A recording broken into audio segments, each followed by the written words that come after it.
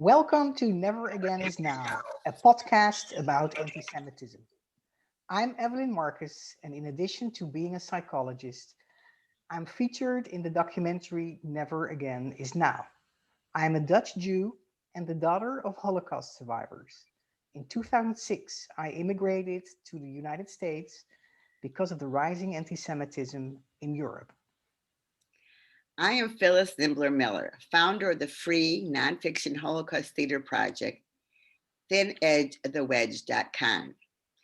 I grew up in a small town in the Midwest that had a small Jewish community, and my grandparents immigrated from Latvia and Russia at the turn of the 20th century. My U.S. Army officer husband and I were stationed in Munich, Germany, only 25 years after the end of World War II. And I am Jeremy Wootliff here in London. I'm the chief executive of Jewsy TV, Jewsy Cinema and TV. We are an American Jewish streaming service, and we pride ourselves on being loud, proud Zionists and pro-Israel and pro-Jewish people in every respect globally. Right now, we are concentrating on the United States of America for so many good reasons. And my background is that I am from London, England. I'm schooled in Syracuse, New York at Newhouse College of Communications. And I've spent my life making films for TV channels, documentaries, and many titles for the Jewish community. And Jeremy, welcome on the show. So what I found interesting is that you describe your video on demand platform Jewsy TV as Jewish entertainment beyond Netflix. Could you tell us a little bit more about the philosophy of Jewsy TV, please? Sure, thank you. So when I say beyond Netflix, only because, if you like, we have a wider range of content, because we have news, we have community affairs, but we also have the Hollywood movies, we also have international movies, we have Israeli movies and TV programs, and we have a remit of Tikkun Olam. We really want to raise the bar and spread the word to be good for the Jewish people, good for American Jews, good for Israel. And how do we do that? By engaging with the masses, by showing essentially mainstream content. Yes, we have art house. Yes, we have eclectic tastes. Yes, we have foreign language. But mainstream American, good old showbiz is really what we're about, because that's how you entertain the most people, and not just the affiliated. We are very much concerned for the somewhat affiliated, the slightly affiliated, the completely unaffiliated, and even non-Jews altogether. Pardon the term even, but you know, we are pushing out because so many people across America have actually never met a Jew. They don't know who we are, let alone our history. So if they are given a false history of what might have been the Jewish history, full of lies, then they have nowhere else to turn. They believe it. So this is a problem that we have in America, even though I'm not presently in America. It's a problem we globally have in America, that if the American Jews and the American non-Jews are not understanding what it is to be Jewish, what the link to the state of Israel is, what the history of the Jewish people is, then that can only lead to bad things, as has been experienced in the past. Can I give a shout out to Jeremy, because he introduced us. He knew about Evelyn through her documentary Never Again Is Now, and he said to me, Phyllis, you have to watch it. I watched this documentary about the rise of anti-Semitism in Europe, and then I reached out to Evelyn. So Evelyn and I both want to thank Jeremy on this podcast for starting this relationship. But it connects with what he's just said about American Jews really not necessarily even understanding what anti-Semitism is and understanding what's happening in Europe and what could happen here. Jeremy, have you personally experienced anti-Semitism in your life? Okay, I personally have had very little aimed at myself.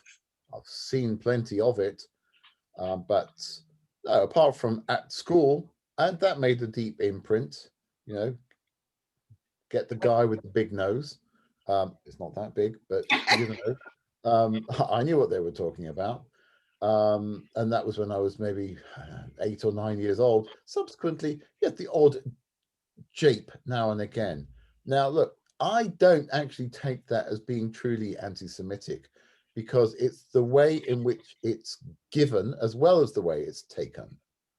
So I am somewhat out of the mainstream, because if someone is being friendly with their anti-Semitic commentary, I don't take it as an insult. I actually take it as being friendly, because that's the way it's intended. Are they pointing out that I'm Jewish? Yes, I am, but I'm proud of that. I don't have a problem. So call me a Jew. It's fine. Where I have a problem is if they call me a dirty Jew or some other rude connotation or tone, then I have a problem. So we do have a problem with anti-Semitism here, just as much as you do in America. We don't have parades on the streets waving Nazi flags or shouting out, the Jews will replace us, thank God. Our laws here are more stringent than you have in America. You hold on to the freedom, the amendment of freedom of speech much more greatly than we do, because inciting hatred, inciting violence are held to a very serious account. And that does reduce the amount of incitement here, but it does happen. And Jeremy, we saw a wave of anti-Semitic incidents, even physical violence, and a lot of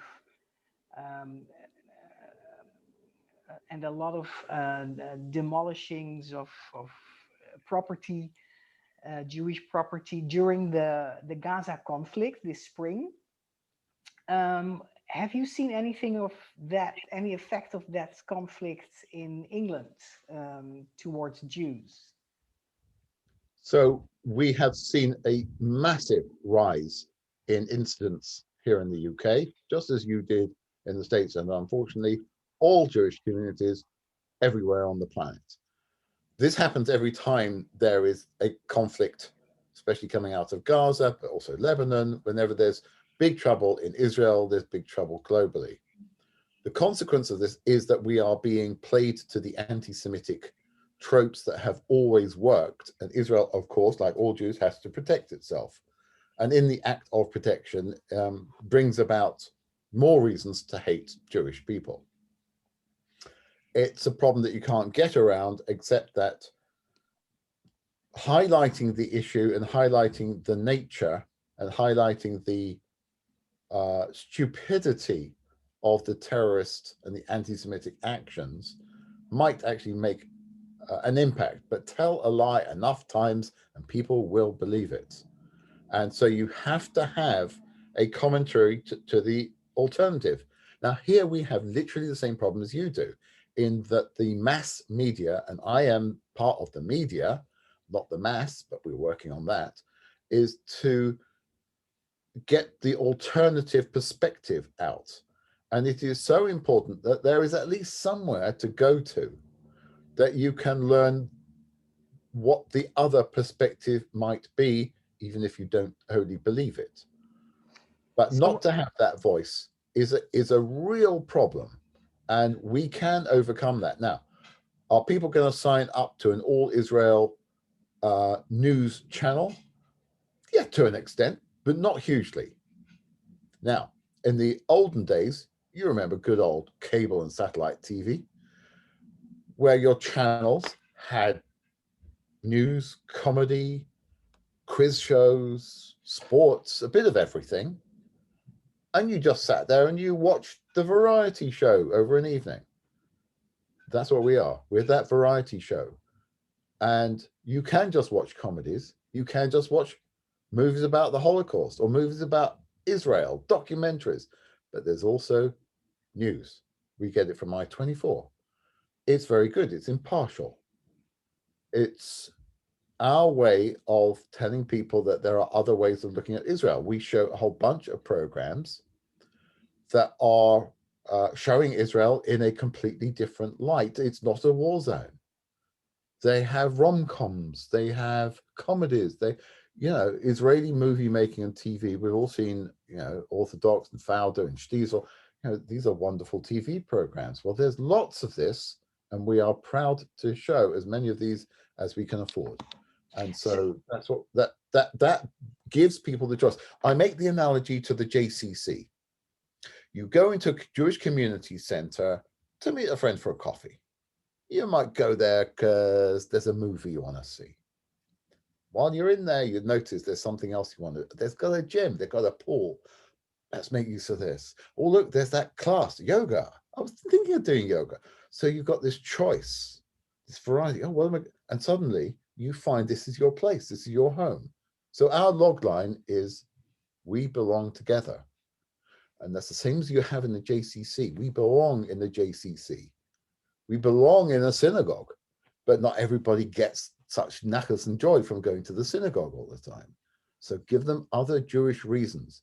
Give them reasons to be proud, positive Jews and loving it without even thinking too deeply. So this is we have another saying, from oi to joy. We provide the joy of Yiddish, of being Jewish. We're not Yiddish, it's all English. But it's the joy of your heritage, your people, your culture, without you realizing, I do actually like Jewish comedy. Well, we have tons of Jewish comedies. I'm sorry, I don't want to sound like we're an advert for Jewsy here, but come in, enjoy the comedy. But also, you might then want to watch a Holocaust movie. You might want to see, even has a fantastic movie, Never Again Is Now, on Jewsy TV.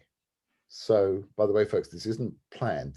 I'm just telling you, we have this fantastic movie to highlight that anti-Semitism is a serious problem, and Evelyn's movie does a fantastic job of bringing it to the modern day, because it's something we all have to be aware of. So that's what I can tell. So, Jeremy, what you're saying is, what I hear you say is, and correct me if I'm wrong, if I understood you wrong, but what you're saying is, yes, every time there is a conflict in the Middle East flaring up, we see a wave of global anti-Semitism. It lands on classic prejudices towards and classic anti-Semitic ideas about Jews that were already there. It is there, and there is so much misinformation about Israel and Jews going on social media and media. What Jewsy TV does is it shows the many facets and the many faces of Jews and Judaism in the world, and that makes it not only a place for Jews to look around whether there is an aspect that they like or want to have more of and want to see more of. It's also for non-Jews a place where you can be among the many facets of the Jewish people.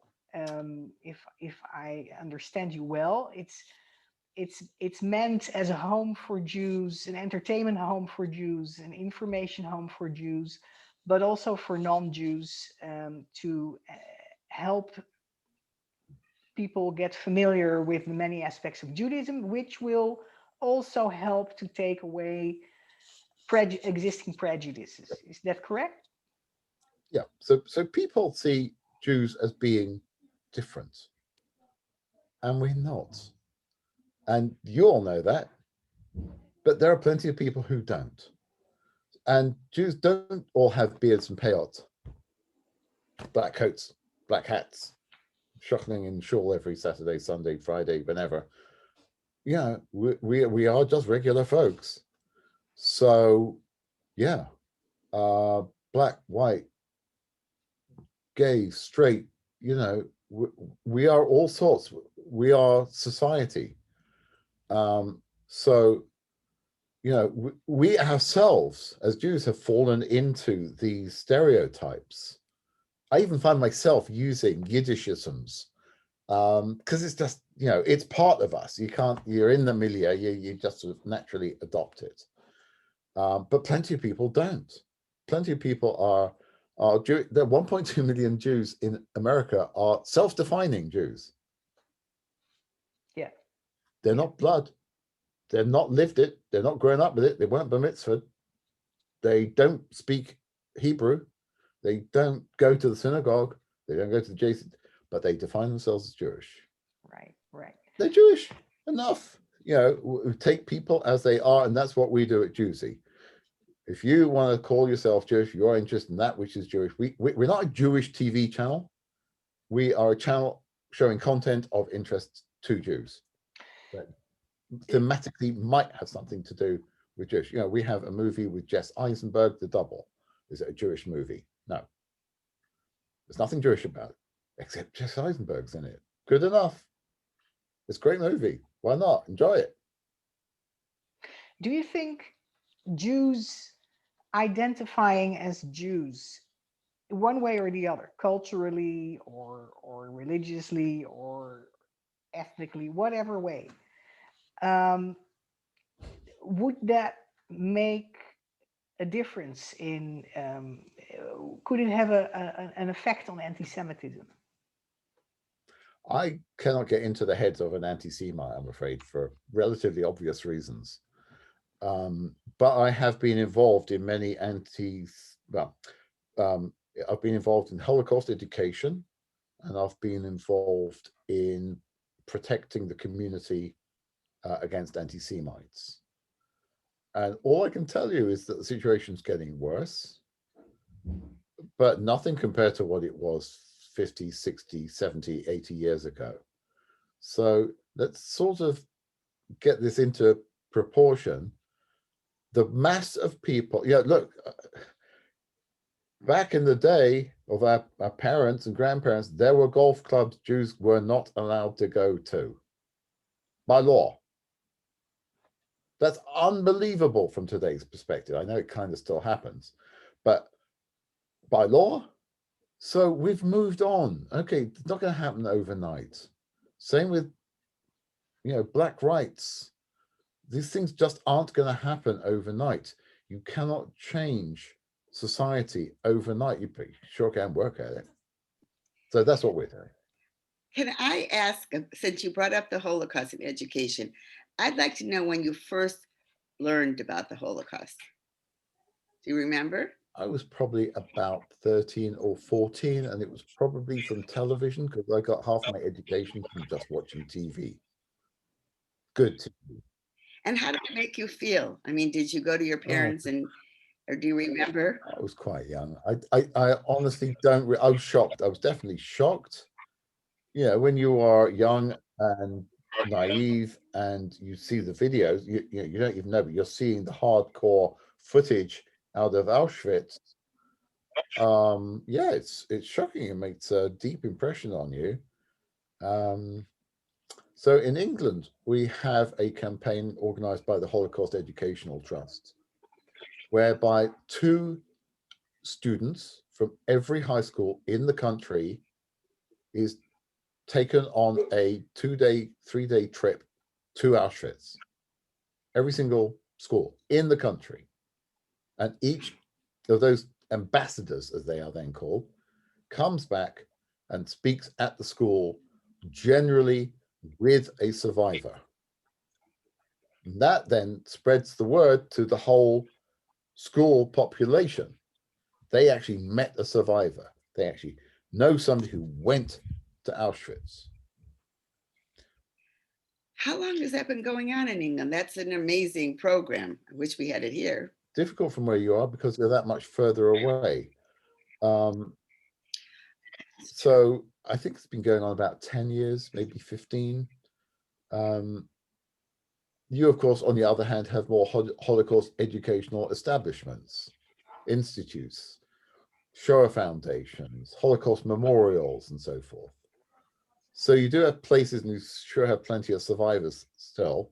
But of course, what all the Holocaust organizations are doing is preparing the world for a survivor-less world where they cannot introduce the survivors to the kids, but still have to promote. Now, look, we all know from Pew Research recently that the I can't remember the exact numbers, but a massive number of Americans and Brits and everybody else, the ignorance of Holocaust is terrifying, and that's a wonderful place to start promoting your and your campaigns against anti-Semitism.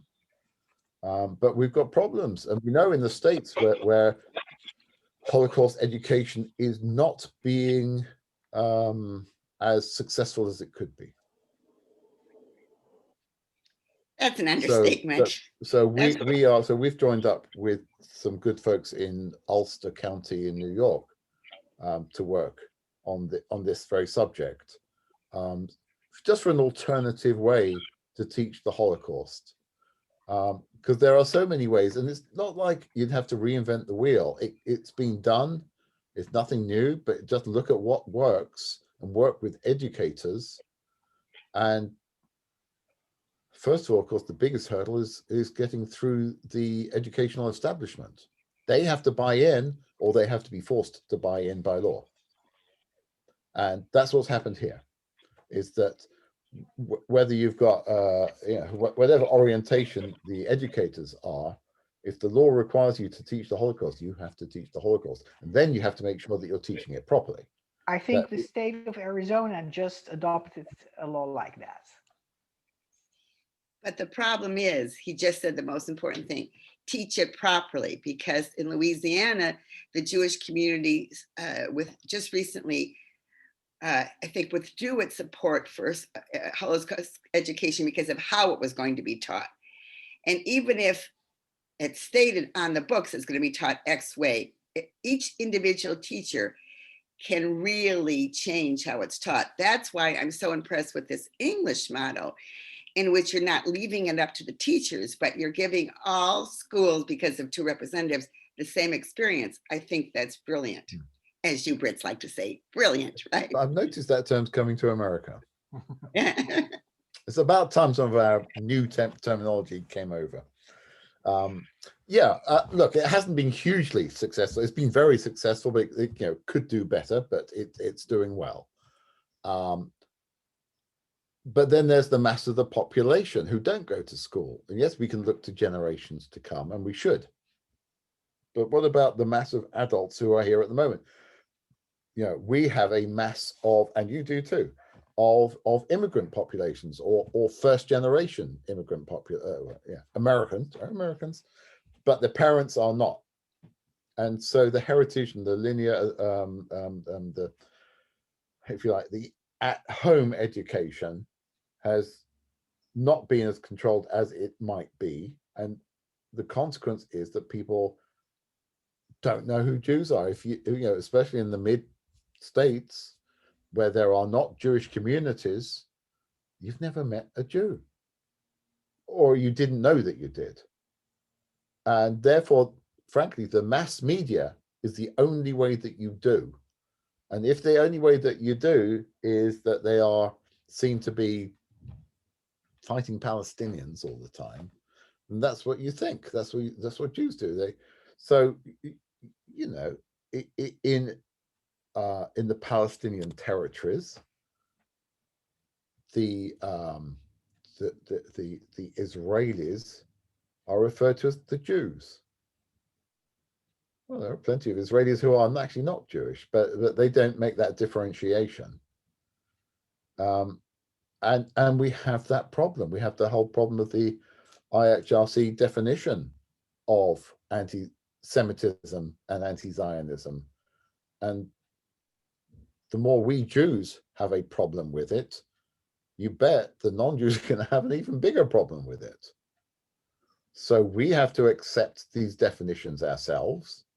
We have to have and when I say we, what are we talking about? 7, 8, 9 million people in America. It's a lot of people. Of course, compared to the 370 million of the general population, it's a big drop in the ocean, but it's only a drop in the ocean. So the numbers are terribly important. And so the bigger the noise that we can make to identify ourselves as regular folks, all the better. Jeremy, since you are located in the UK right now, there has been a lot of anti-Semitism in the UK, affiliated with the leadership of the Labour Party in the past few years. That leadership has changed now.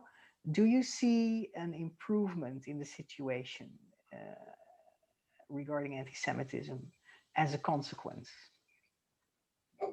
No. Is the simple answer. I mean, Sir Keir Starmer, who is the new leader of the Labour Party, is definitely not the anti-Semite that Jeremy Corbyn was alleged to have been. And I would suggest that, unfortunately, the way that the opposition party, the Labour Party, is organised, it's not a totalitarian dictatorship. It's about the membership. The previous leader, Ed Miliband, who coincidentally happens to be a nice Jewish boy from North London, made it possible for anybody who paid their dues to become a Labour Party member, which is perfectly democratic and reasonable. But that meant that you could pay £3, $5, and become a member. 300,000 people who would not have otherwise been members joined up. And out of those 300,000, which is a large number in this country, a huge number, they've shifted the whole party way over to the left. And the extreme left is anti-Semitic. They side with the Palestinians. They see the Palestinians as being the David and the Israelis as being the Goliath. That's a different story. We can go into that. But the consequence is that for all of his friendship to the Jewish people, and Sir Keir Starmer is a way better person in so many respects to Jeremy Corbyn previously. But those 300,000 joined because they are big fans of Jeremy Corbyn. Just because you've removed Jeremy Corbyn, who's had the party whip taken from him, so he's on the sidelines now. He's not out of the party, amazingly, but he's so still there, and he can still make an effort, and he can still turn up at the rallies, he can still make speeches, and he's got a massive following that was effectively brainwashed to believe that any criticism of Jeremy Corbyn was untrue. And that included the criticism that Jeremy Corbyn is an anti-Semite. It can't be true. How can this man who is a friend of the minorities be an anti-Semite? And that's why even Jeremy Corbyn doesn't accept it himself. But his actions show otherwise, as it seems. Interesting, and also sad to see that although the leadership, political leadership changed, the trend is still there because of the constituency that is largely still there, holding anti-Semitic beliefs about Israel, Zionism, Jews, etc. Okay, thank you for that perspective. Jeremy, as our time is getting to an end, is there something that we haven't talked about that you feel very strongly you would like to bring up? Oh my gosh. How long have you got? No, look, it's wonderful. I'm so delighted and honored and grateful to you that you've included me in this conversation. I feel I've done more talking than maybe I should have, but I'm delighted that you're interested. look, we want Juicy to be a service to the American Jewish community in every way. And we have so many ways to do that. And I give you, for example, yes, we have the entertainment. Yes, we are all about comedies and thrillers and, you know, TV as we all know it, right? From a Jewish orientation. But we are also here to provide that Tikkun Olam service. So if you're a charity, we will be delighted to show your videos so that you raise funds. We will put up your URL to link to your donation site. We do not charge. It is a free service.